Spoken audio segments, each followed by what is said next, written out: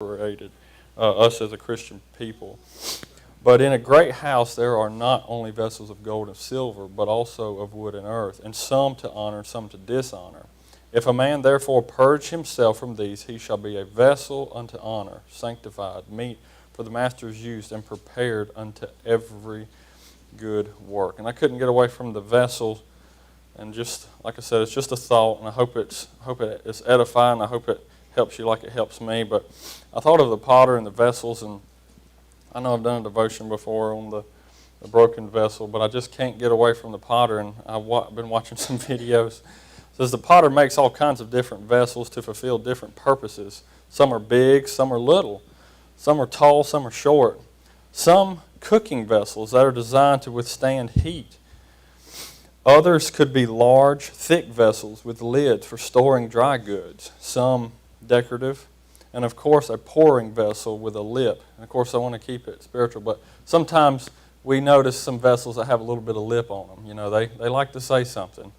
But in a spiritual sense, we all should have that lip that would be willing to pour out that water of the Word to those that are around us that need His Word, or that need witnessing to.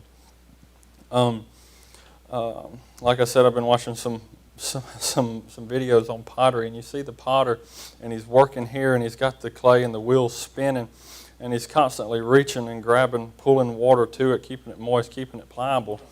And I got to noticing how that potter, when he reaches, he's reaching into another vessel of water, and he's bringing out that water, and he's bringing it to this vessel that's being formed on the potter's wheel.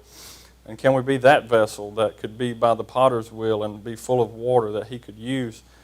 I noticed another thing that they do, and it wasn't with every type of pottery, but with some pottery, what they would do is when it go through the fire, through the kiln, he would see that it was ready to pull, that the right temperance, and he would pull it, and by the kiln there would be a large vessel of water, and he would quench that vessel that come out of the fire in that vessel that was full of water.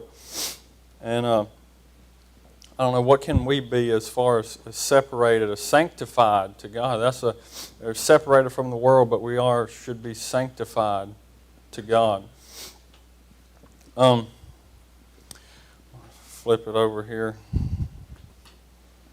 What purpose do you have as His vessel? Are you separated from the world and its vices, from those who try to overthrow your faith?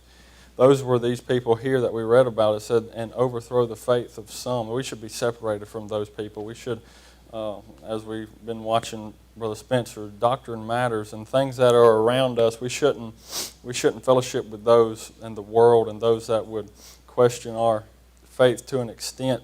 I mean, everybody that says they're a Christian is not a Christian, and they don't believe the same way you do.